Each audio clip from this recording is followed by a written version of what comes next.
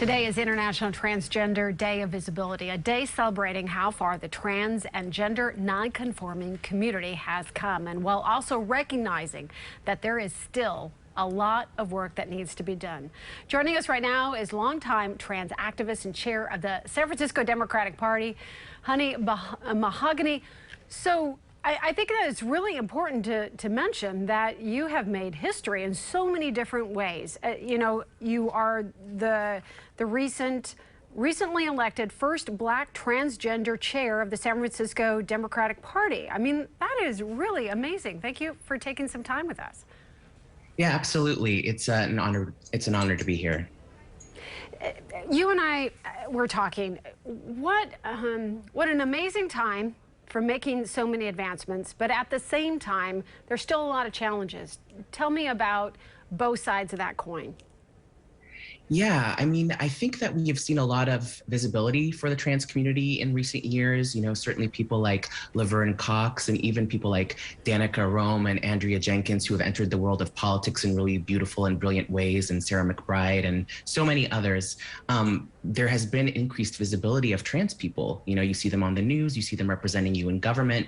And unfortunately, I think what's been happening lately is the trans community is again being used as a scapegoat to blame people for, you know, the degradation of society, to create a talking point for, I think, the extreme right wing, and to really rally people to a party, and I'm going to say it's the Republican Party, who hasn't really done much otherwise to address the needs of America. So they're using us as a scapegoat, as a rallying cry to scare people. And, you know, unfortunately, we're seeing the consequence of that. We've seen what I think at this point, 200 pieces of legislation, you know, in state legislatures across the country to take rights away from trans people and to prevent trans people from getting care, medical care. And, you know, this is sort of a continuation of what we were starting to see during the Trump administration, when LGBT people were being removed from, you know, the word LGBT was being removed from websites, and, you know, healthcare was again trying to be denied to trans people. But also there is real solidarity here with women as well, right? Because we're seeing as trans people are being attacked, women are also having their rights under attack. Yeah, that we can talk about that, especially what happened to Justice Jackson last week. You mentioned something that I really think that is very important to be amplified. 200 pieces of legislation? Yeah, I mean, it was insane. I believe just last year there was, I think, about 80, which was record breaking in just 1 year. So there's an incredible number of pieces of legislation across this country that are being considered that are directly attacking trans people.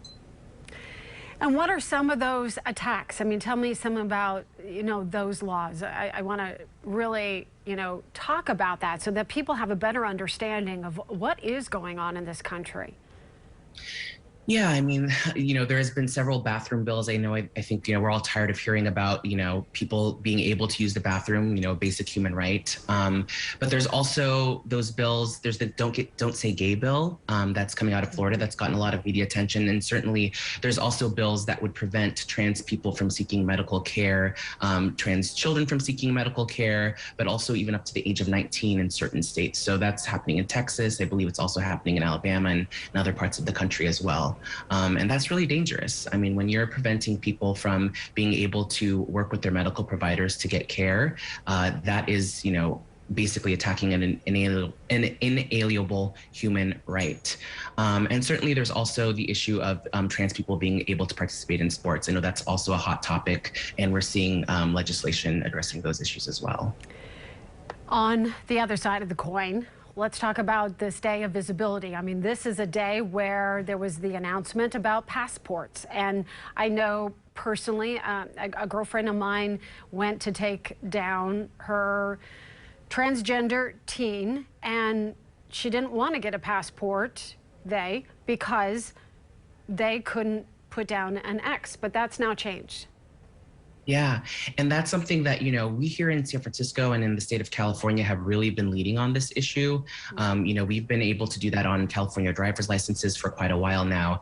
And in fact, you know, I authored a resolution for the San Francisco Democratic Party urging President Biden to follow states like California and many other states across the country have already implemented a gender neutral or other than M or F designation for passports, just as we are able to do with our state licenses. I think, and part of the reason why that's so important is it's really about safety. If you're, a gender assigned at birth is one thing, and you present as something else, and you're, trying to travel, that creates a whole host of issues for you. I know I've had issues even myself, going through an airport, and this, sort of a fight between the TSA workers of who's going to be, wanding me, which is just absolutely ridiculous. So these are things that real things that trans people face that are barriers every day. And so this will go a long way to help address that.